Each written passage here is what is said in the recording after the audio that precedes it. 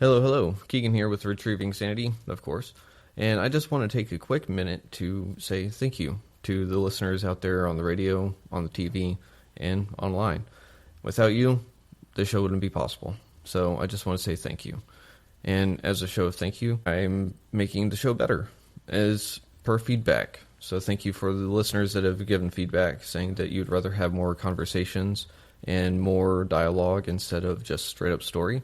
So thank you for that. And as always, any comments or suggestions you have, you can find my email at retrievingsanity.com.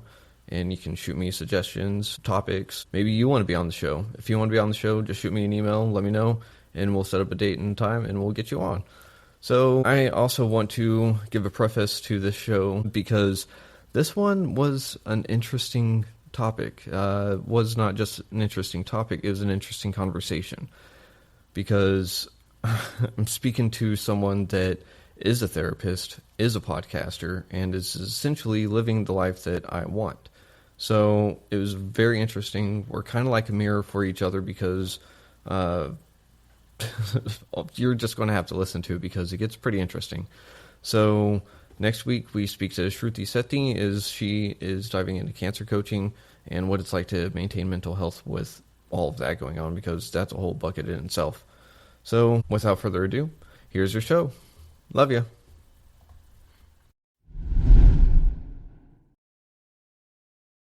Hello and welcome back to Retrieving Sanity. We're here today to explore the complexities of vulnerability and strength, especially in the context of healing from trauma. And to get an idea of what I'm talking about today, we have special guest Melissa Hepner here, and we're going to have her tell us about her story of childhood trauma and how she's healing through being open and vulnerable.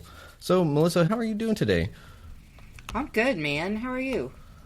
Well, I'm glad to hear that you're doing well. I'm doing fairly well myself. It was one of those days where it wasn't too busy, but it wasn't too slow, but it just kind of dragged on regardless, you know? Yeah, I think the eclipse tomorrow got us all down a little bit. Yeah, I totally forgot about that. Thank you for jogging my memory on that. Mm-hmm. I'm living in the eclipse.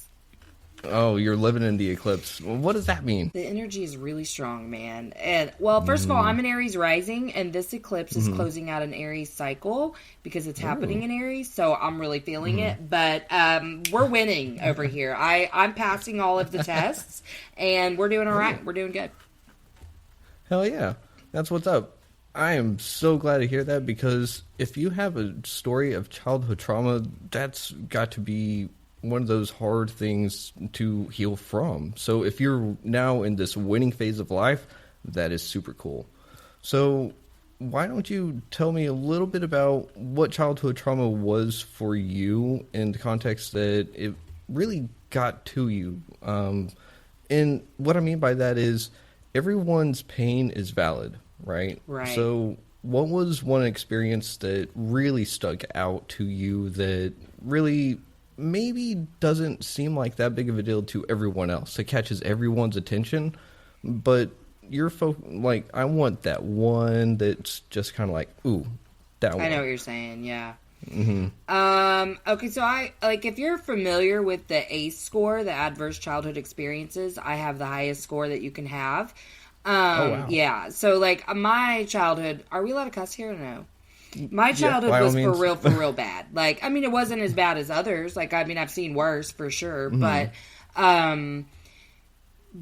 But what surprised me the very most, and the part that was very covert, was, so I was raised primarily by my grandma after a long back and forth period of, being removed from care from my mom and put in my grandma's custody, back and forth, because it was the 80s and it was wild. It was the wild west in the 80s. You didn't have to do hardly anything to get your kids back, and that's probably unfair, but the way they would reunify now is very different. And so there was 3 of us, a year apart each, which would drive any mother crazy, but both my parents were addicts, and initially my grandpa was in the picture too, but then he left us all too. He left my grandma after 36 years of marriage for his best friend's wife, so he was a really good dude. Oh, but no. all of the big stuff, like my parents died. Like my dad died when I was 15 of a morphine overdose. And then my mom died when I was 22 and pregnant with my first kid of complications related to Hep C and cirrhosis. During that hospitalization, we actually found out she was HIV positive as well. So, and she was incarcerated. So there was like a lot of incarceration through my childhood with both parents. But all of that is really easy to pinpoint my trauma. None of that affected me the way my narcissist grandma did. And other covert narcissist family members. So it was this mental, emotional stuff. I mean, believe me, I received plenty of abuse from my like parents, but my grandma, the emotional abuse was so bad, and I was the golden child. She raised 5 kids before us, like her 5 kids, and other grandkids had come in and out a little bit before I was even born, but she was so toxic. She was so toxic, and I wanted nothing but to please her and to show her that, like, you are good and you do deserve one good kid out of all of us, you know? And it was not until maybe 10 years ago that I really started to unravel, like, what that stuff did to me. The programming of the only thing that matters is how you make us look. Sorry, allergies are getting me down.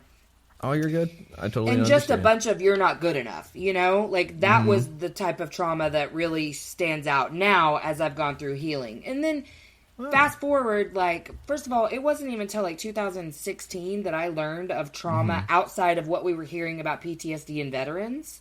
Yeah. And so I started to hear about trauma, and for the first time in my life, I was like, oh, there's a name to these things that I'm experiencing, and it's not just because I'm a bad person, because I was a very reactive person. I woke up triggered, went to sleep triggered, in that state of survival, and it didn't matter what you were saying, likely I was going to be upset by it and just react. Now, like, if I didn't know you, you were going to get either freeze or fawn from me, and then I'd just come home and just spew it all out on the people that did know me, like, obviously in the safety of my home or whatever. But I was really extra. And then I kind of went through these periods of chill and calm. And then I just reached burnout like a couple of years ago.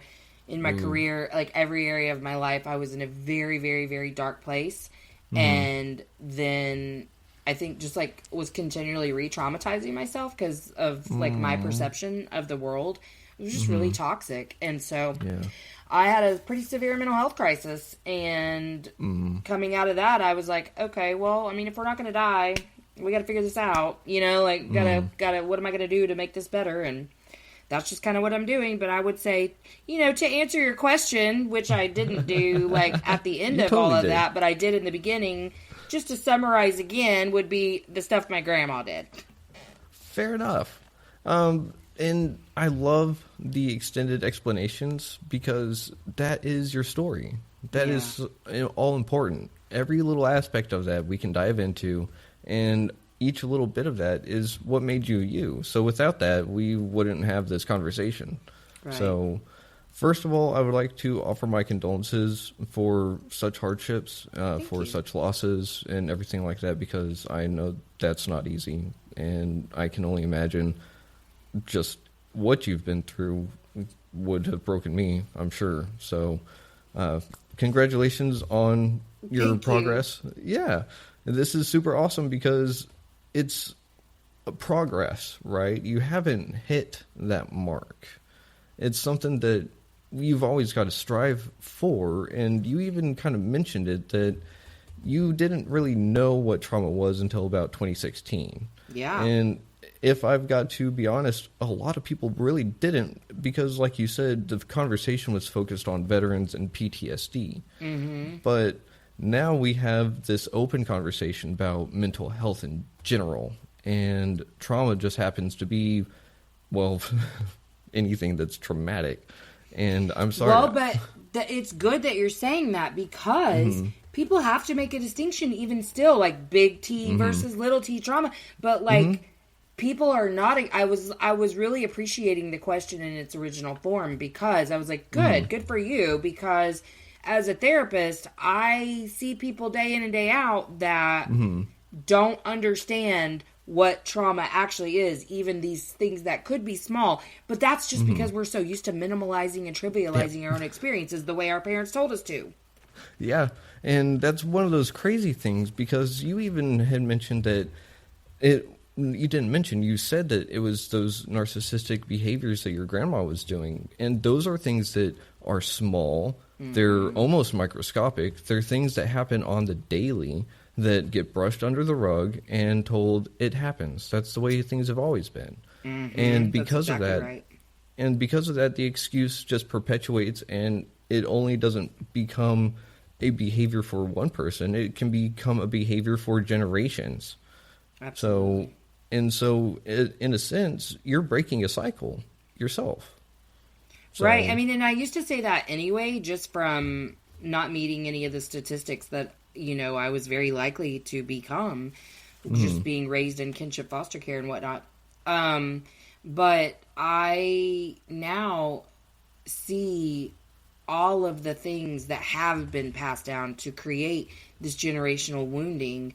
Because God knows I did so much of that too. I mean, I had a ton of narcissistic traits prior to this little healing journey and spiritual awakening, because I was just trying to protect myself. And now I understand too, that's all she was trying to do too. And in this conversation, I'm not mad at her. Other times I am, I try to hold space for both, because I'm allowed to. And my higher self understands all of it. I get it. But this human who experienced some real hardship with her, I mean, I'm a little mad at her sometimes, but the more I mess up, the more compassion I can have for everyone around me. And she's gone now too. But, I think that's the really important part of the type of healing that I have done, is when you're healing all that ancestral wounding, you really do get to this place where you can have so much compassion for yourself and then extend that to everyone. Because I remember being like, I do that too.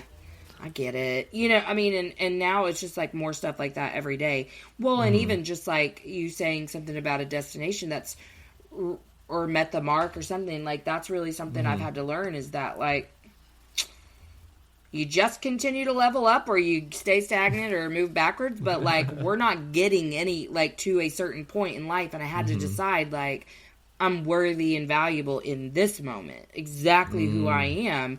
Am I going to continue to evolve? Yeah. I mean, I want to more than anything. I want to be like so in touch with my highest self, but at the same time, I think so much of that connection with your higher self really does entail accepting that, like, I'm perfect exactly how I am. I don't need to strive to change all of these damn things about myself. Like, yes, you have to make reparations when you harm others, and yes, you have to apologize. I'm not saying that, but none of us were designed to be perfect. We were designed to fail, and for failure to be where the best gifts in your life come from, not from all the things that our parents taught us to do, which was be perfect. And damn, unraveling perfectionism, I will tell you what, like it sneaks every day. I'm like, wait, was I just trying to be perfect again?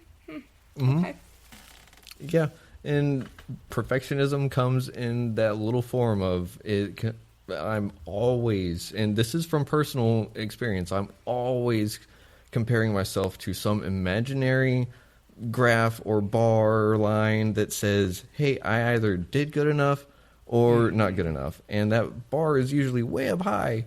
And so sometimes even my best is not good enough. And that came from childhood, and it came from reinforcement in teenage years, and then self-reinforcement in addiction.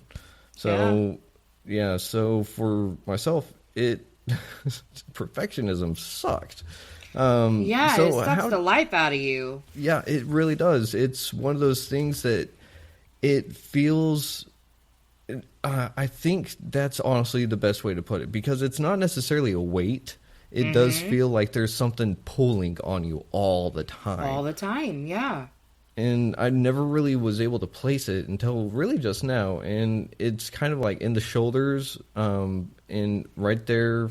I get mine a little bit in the chest too, but mine makes me feel like I'm not good enough. So my posture you wants contract, you tense. Yes, right. And that's what trauma does to us, and that's what being taught to abandon yourself at every turn does. That's what the idea that we have to make other people comfortable at all cost.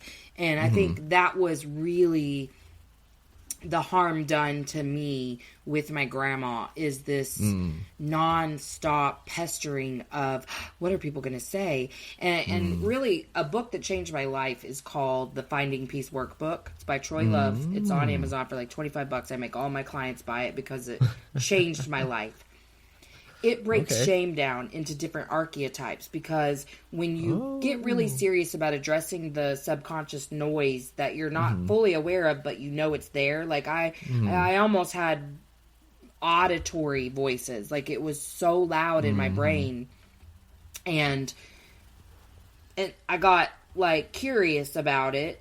And then my thoughts slowed enough and quieted enough for me to be able to actually pull out a sentence of the things I was saying to myself.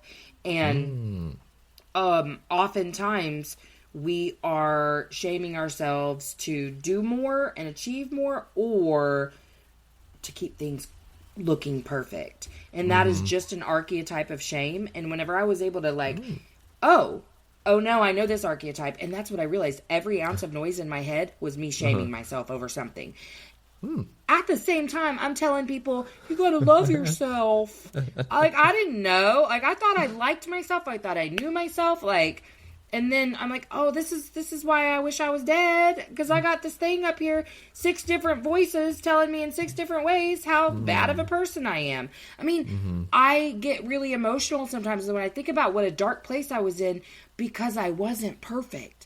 Because I wasn't meeting anyone's expectations, or, you know, and that was all perception. And I was literally going to end my life over some dumb stuff like that. And now I'm like, dang, man, you needed someone like you. But that's why I do what I do now, is that I don't ever want anyone to not understand when you get over that, like, darkness, that you can look back and be like, oh, I was so hard on myself. Like, and there wasn't going to be an enough point. Not in that, you know?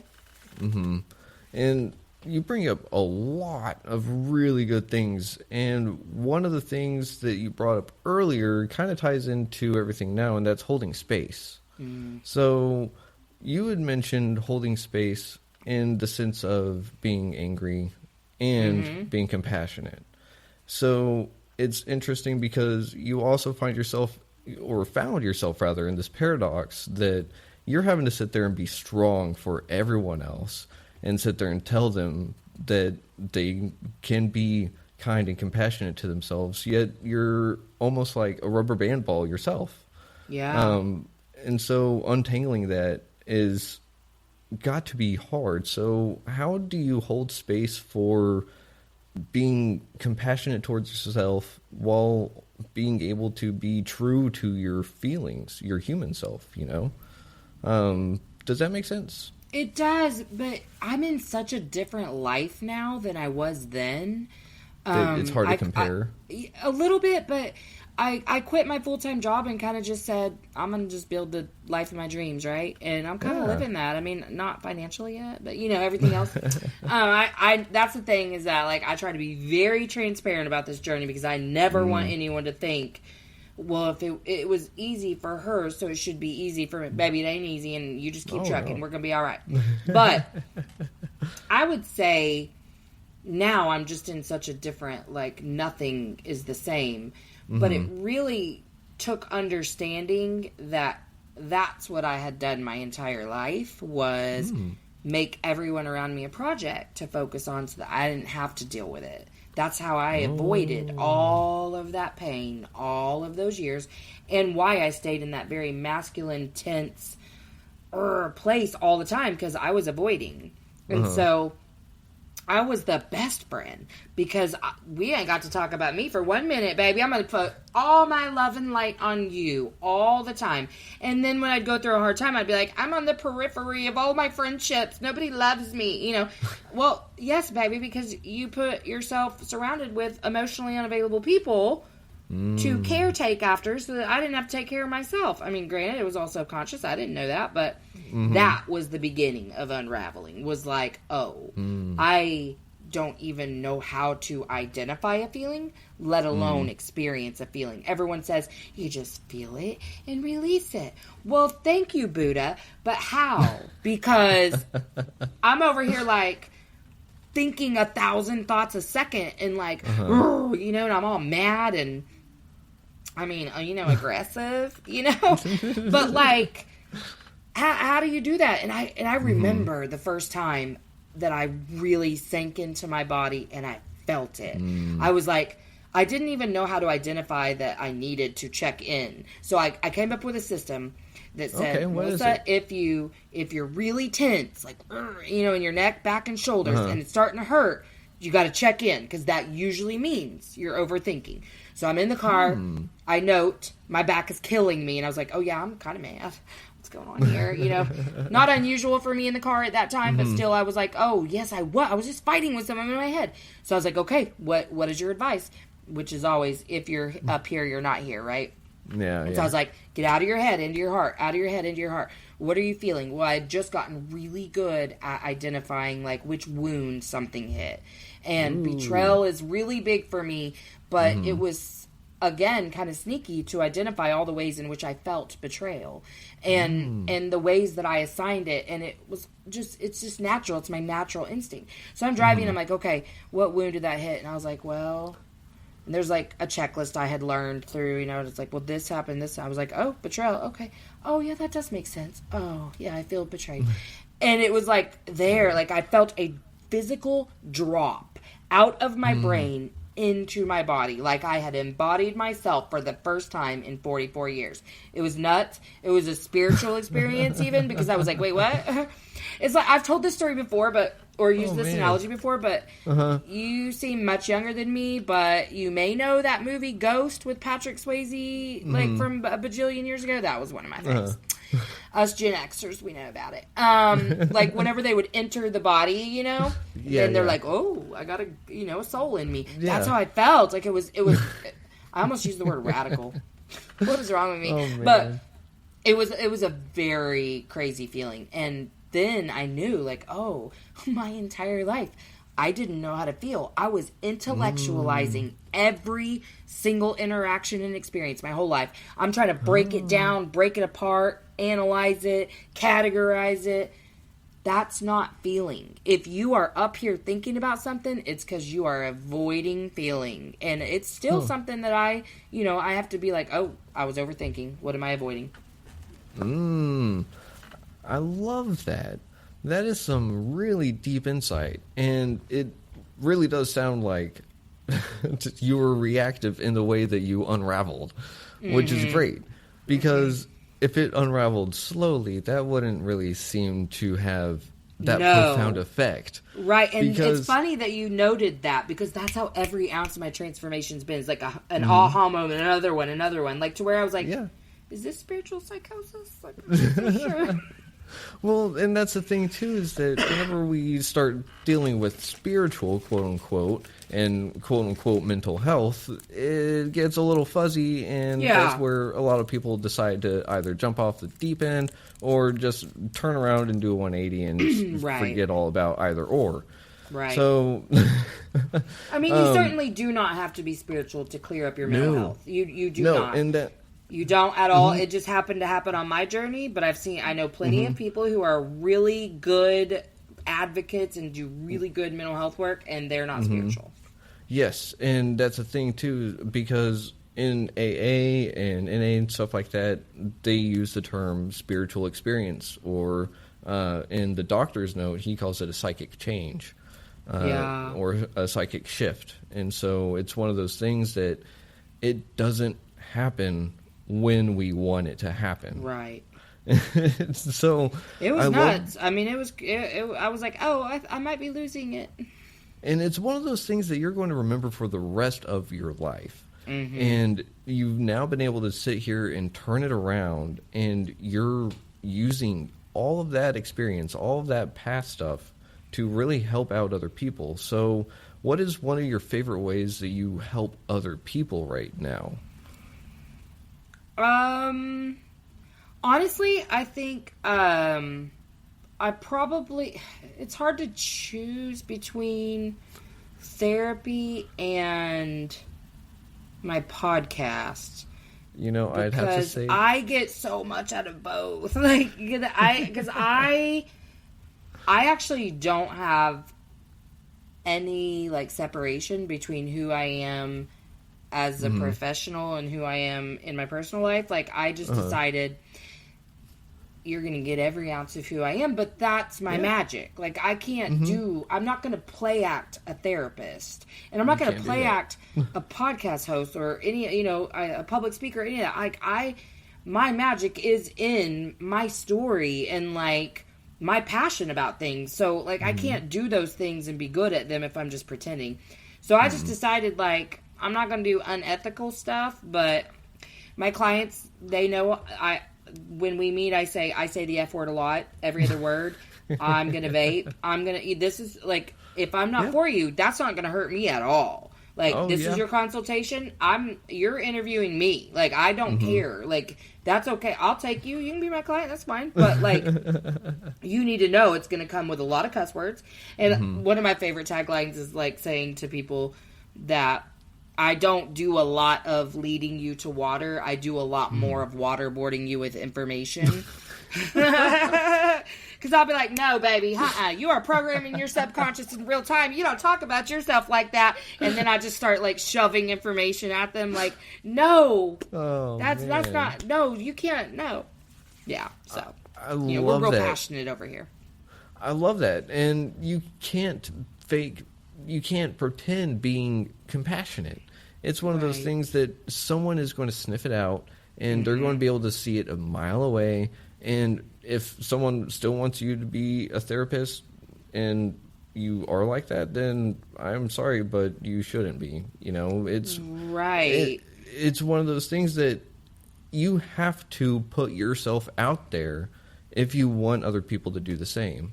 And right. No, I say that all the time. I'm like, if you're hiding who you are, then your people can't find you. And they are looking for you actively, day in and day out. They're looking for someone like you who has everything that they are supposed to get from another interaction. I mean, people are put in your path for a reason, but no one's going to, like, you can't be a beacon if you're hiding all of your light. Like, I do understand it, but I don't know why I keep saying this on shows, and I feel like I'm going to make some enemies saying this, but I have a real problem in this space when I'm coming up against, that wasn't the right words, but like, I'm meeting a lot of people, right? And then I'm meeting a lot of males in the personal development space, okay? And I'm just alarmed at the number of people out there who are perfectly content with muscling through and white knuckling their life using some good phrases, but that's all they are, is just some, I can't think of the word, but they're just using these taglines over and over to try to like use the finite amount of self-control, discipline, control, and motivation that we are given in any 24-hour period, rather than like using your spirit and dealing with the emotions and then shifting that mindset. Mindset is everything, and I am the first person to say that. But you can't shift your mindset for real when you're just repeating some phrases someone told you. You know, like, it feels very drill sergeant, very in your face of, do you want this better life or not? And listen, if that's you, that's an excellent first step. That's a beautiful first step. But that's what it is a first step. You have to figure out how to not avoid your feelings anymore. And that's what I'm seeing way too many people doing. Some people call it spiritual bypassing. You know, there's a lot of different words for it, but it's just alarming to see how many people are out there. It hurts me to think there are that many people suffering to that degree that this feels like manna from heaven for them. These words, this boot camp drill sergeant in your face telling you, you know, put the ice cream down or whatever the rude stuff is, you know, and I'm like, what if you just figured out how to love yourself, you know? Like, yeah. What if you just did that? Yeah, and it's hard to do that, though, because especially in the male aspect, because as a male, I'm taught I don't have feelings. Or if I do, and I've covered this before, is that I'm, what order is it? Happy, angry, hungry, and horny. Ha! That's all I am. That's, as a male, that's all I can be is ha! And it doesn't get me very far. And I can't communicate with that. That's one consonant and one vowel, you know? That makes ha, ha, ha, ha. That is not a personality, you know? That is just a shell of someone. And I think that a lot of guys are really just wanting to have their personality be accepted. And kind of like what you were saying is that everyone is seeking out their clan. Everyone is seeking out their village. And it is part of that survival aspect. But in today, we have cell phones, you know. We have the internet. We don't have to be real anymore. You know? What do you think on that? Ooh. You know, as someone who's really using the internet to build a community right now, because I think what's striking me the most, though, about what you just said, so I have to say this, is I think that men and women have a little bit of misconception about what the other was taught about feelings. So absolutely, as a child, I know men weren't allowed to have them, not just like you can't show them. You're the man of the house, right? Yeah. But as girls, we were allowed to have them, but only if we never said a word about them. Like, obviously, you're crying, you need a minute. Okay, go be alone to have your cry. Nobody gave a shit, though. Because the same reason I didn't give a shit about my kids crying before I got my shit together, because I couldn't handle the fact that I couldn't fix it. My shame told me, like, I'm not good enough because I can't fix whatever they're crying about, so I have to dismiss their crying to dismiss that discomfort in myself. So I would love if more women and men understood themselves better, because then you would understand, like, we're just a mirror of each other. We are not different. Yeah. I feel closer to men in my new reality than I have ever, because I'm like, oh, well, you have the same shit I do. Like, yeah, there's some difference, but like, nah, y'all really just the same as us. I mean, women are just as unemotional. Like, we're willing to accept that we have them, but then, like, we shove them off. Like, none of us are dealing with it either unless someone teaches us how to. I'm so happy to know that there are so many people out there teaching people how to feel, but who knew that you'd need that? But, like, it's a real thing. Your brain wasn't designed to feel. It was designed to keep you alive. So it's not gonna do any of the warm, fuzzy stuff for you. Yeah. And it's really interesting. I'm sorry. No, you're fine. But you bring up a really, really good point, though, and that's the sheer fact that even though I made the mistake of focusing on the male aspect, because the females obviously have their fair share of things too. And I have probably a bias because I'm a middle child and the only male. So I kind of got... I'm a middle child and the only female in my little... That's so cute. Oh, wow. So it seems like we're almost mirrors of each other in a sense. So always. Well, you're a Leo sun and I'm a Leo moon too. Yeah. See, this is very strange. And right before we started recording, we were even talking about synchronicities and podcasting. And I didn't really expect it to go down this rabbit hole, but here we are. Hey, that's what you get with me. You're welcome.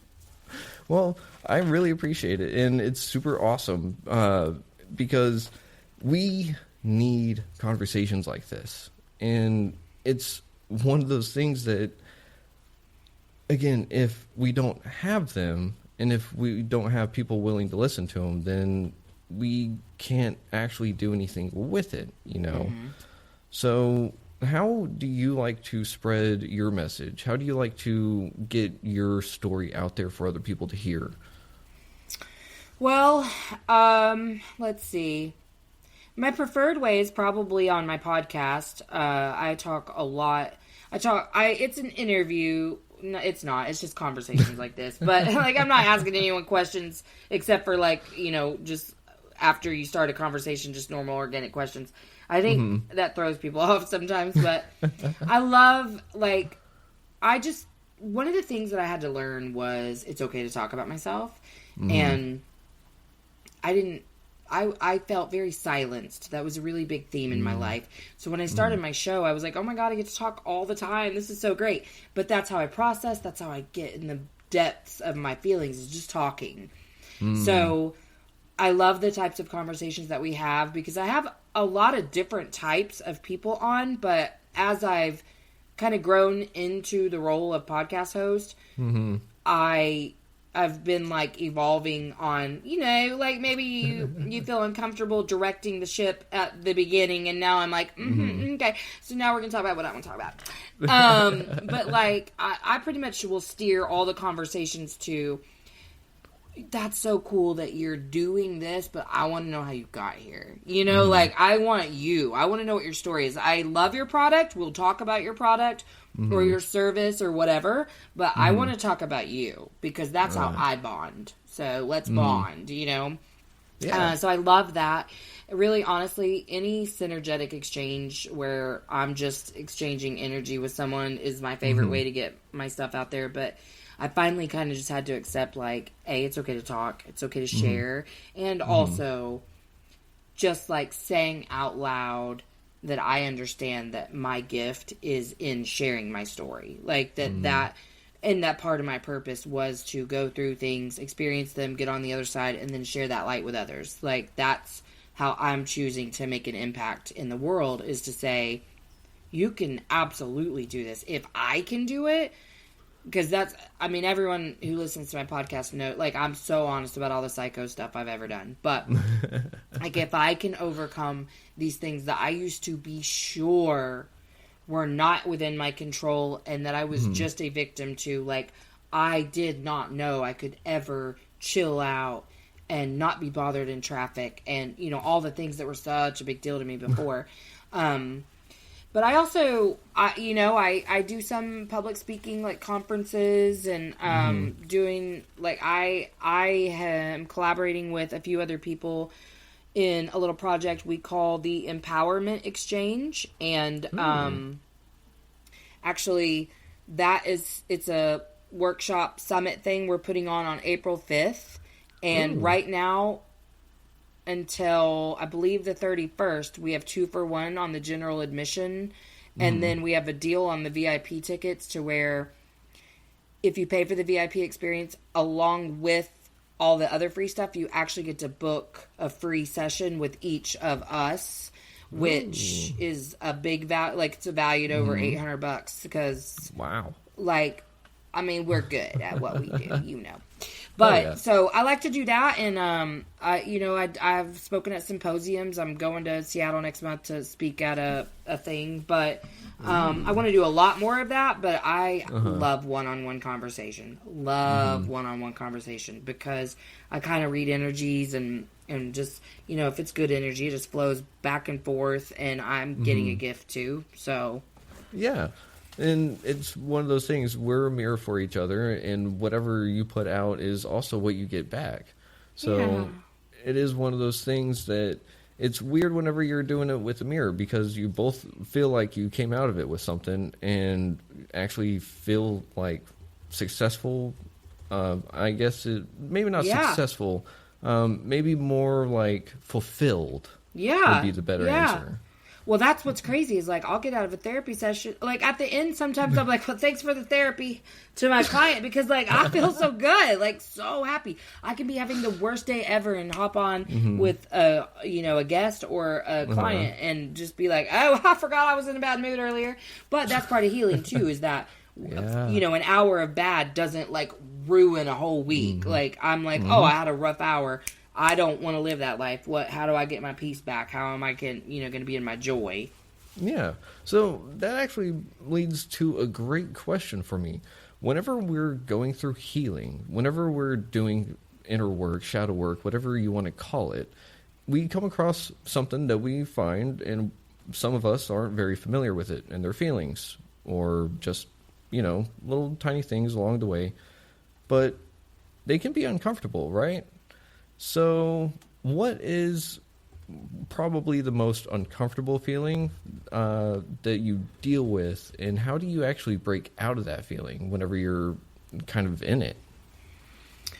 Do you mean feelings upon like a revelation or just in general? How about if we were to use a wheel chart, a feel wheel? So what I do on feelings is I decided there are like way too many words for feelings, right? So I just link or trace any feeling back to one of those like wounding labels. So like abandonment, rejection, betrayal, neglect, abuse. Okay. What I found was, and I was semi-cognizant of this before healing, but it made no sense and I had so much shame about it. But betrayal is what I feel more often than not because I feel so let down by people. And, in childhood, when you have addict parents, you have parents who are real inconsistent, right? Like they, they love you so much. And in that moment, they mean it. They mean they're going to get you that or come see you then, or they mean it. But, life happens and they don't show up. And they never showed up for me. Ever. They ruined it every time. So I had all this betrayal. And it left me feeling a desire to seek feeling special and to seek feeling chosen. I just felt so unloved and so unseen, right? So as I started to unravel all of this, I was like, oh, that was betrayal. And I could release the shame because it makes sense. I just told you how that wound was created, right? Yeah, it could be, I'm embarrassed to tell you this, but this would cause it a lot.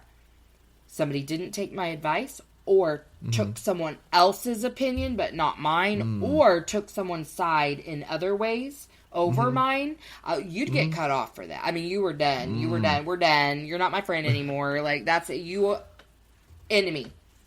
So I pushed a lot of people away because I'm very rejection sensitive. But betrayal comes up a lot. And I'm so grateful to understand what exactly that feels like so that I can be like, oh, that's another way that that brings up betrayal in me. Like, oh, interesting. I can be curious about that now. Before, because your opinion's different than mine, I'm like so upset. And I could remember feeling like, I know that's not right. Like something is not right about that. And yet I feel very intense about this. So how do I go from my logical self says you're being crazy to then integrating that thought and doing something about it? No idea. So, I would just behave very badly. The focus would then become on that behavior. And then I'd have to ask for forgiveness and we'd move through. Never addressed the feeling that I had felt, which was betrayal. I feel that a lot. And also, like I said, I'm very rejection sensitive. So it doesn't take much for me to be like, rejection, cool, got it. You're cut off. That's good. Yep.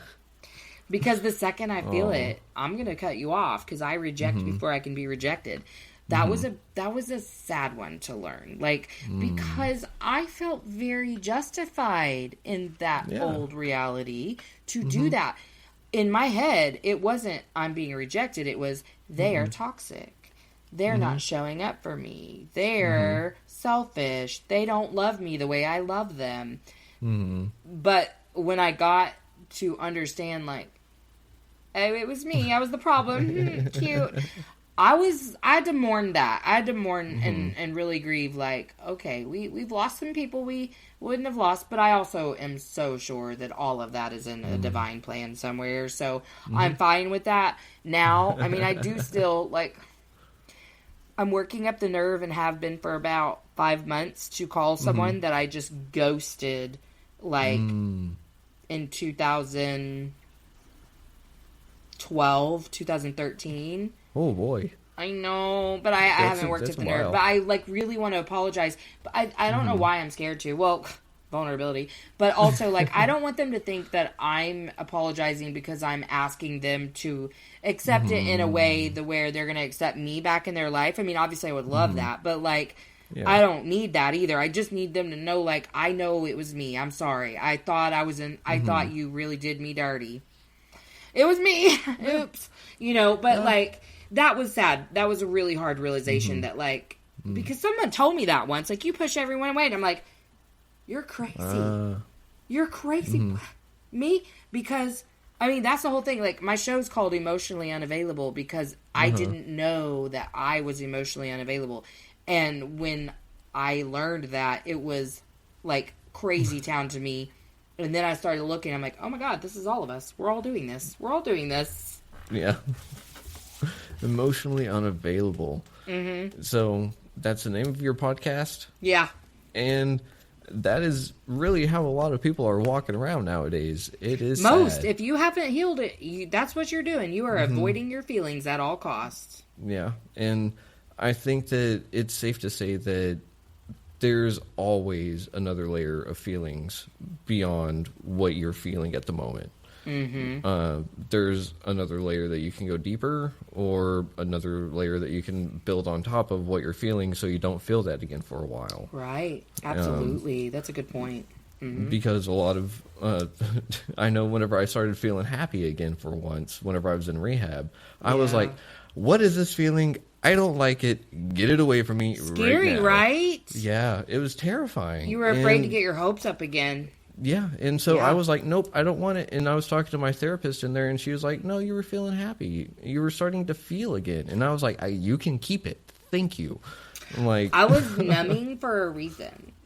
Yeah, that's why I almost died from alcoholism, you know. So we're just going to go ahead and just, how else can I white knuckle this? And guess what? There's not.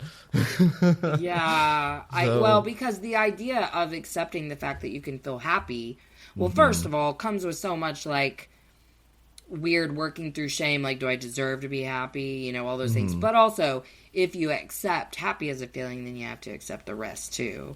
And you'd rather just be numb. I mean, you weren't running from nothing, you know? Yeah, and that's the thing, is that I was running from so much, I didn't need to be told anything I was running from.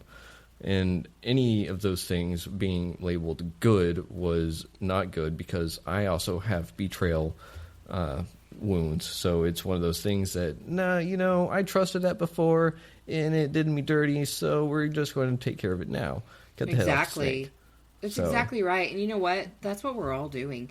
And so to something that you said a second ago about, like, the layers of feelings, I think what the biggest revelation for me is my response to anything isn't an accident. And it didn't just develop right then. That wasn't my initial response. This response was created a long time ago. It is triggering something because obviously you are assigning meaning, morality, emotion, whatever to this situation for a reason.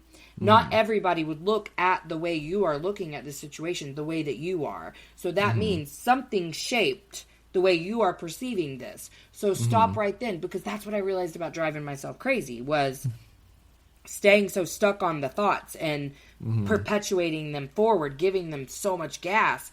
Whereas now I'm like, break and go, where'd that go from? What? You know? Yeah. Man. And being able to have those realizations really is just all right back to being that first step in healing. And I mean, it's just weird how you can actually have these cycles of healing without actually realizing that you're doing it. Yeah. And then once you realize that you're doing it, you're kind of like, never mind. Yeah. But real quick, we are nearing the end of this episode, and I hate it because this is such a good conversation. That I loved it. It is amazing. But unfortunately, with that being near the end, what do you have for our listeners? Do you have any little golden nuggets of something that they can take with them? Any slogans, or do you got anything you just want to just... You know what? I'm going to share with test the this world? out because I've All just right. developed a framework with the help of a friend, okay? So here's Alrighty. my new framework for how to begin to live a life you're in love with, heal from the stuff, whatever you want to say for that. All right. Quiet the noise. So you got to learn how to get all that overthinking to stop. Connect to yourself. Learn to love yourself. Like, I was talking to a guy this morning, and he said it so beautifully that if you're out there looking to find yourself, it's time to build yourself. And you get to start from wherever you want. That gets to look however you want it to. If you're going to create a life you're in love with, start designing it, man. You got to connect with yourself. Be honest about how little you already know about yourself. Like, oops, yeah, do I have a favorite color? I don't know. What do I have a favorite genre of movie? You got to discover the small things and start with your non-negotiables. Like, that's an easy place to start. And then work on the things that you can figure out about, like, how you're not loving yourself well enough. And then the third is embody the light. Step into your own authority that you have as a human being on this earth. You can tap into your highest self. You can be spiritual, not be spiritual. You can do it however you want, but embody what your gifts are. Like, you're whether you believe that your gifts are a purpose for you, anything that you do with passion is only going to serve your highest good. So, quiet the noise, connect to self, embody the light. I love that. And that was your framework technique? Yeah, that's my framework. Someone had to teach me what that meant. I was like, oh, that's so smart. Okay, I like that. Well, that is awesome. It is simple and yet effective. And that is something that we need in everyday life. So, Melissa, it has been an absolute honor having you on the show. Thank you. Yes, I just have to say, everyone, go check out her podcast. If you enjoyed this podcast, which I hope you did, you better go check hers out because it's got to be even better. So, but anyways, everyone out there listening, I just got to say thank you for listening to Retrieving Sanity, and thank you for listening on WDJY 99.1 FM, and check us out next week. I forget the exact topic because this one was so good, I just wanted to stay in it. So, anyways, with that, thanks for listening. Catch you next week. Shalom. All right, that was Melissa Hepner as we talked about vulnerable strength and what it means to be strong while being vulnerable, and a lot of other things in between.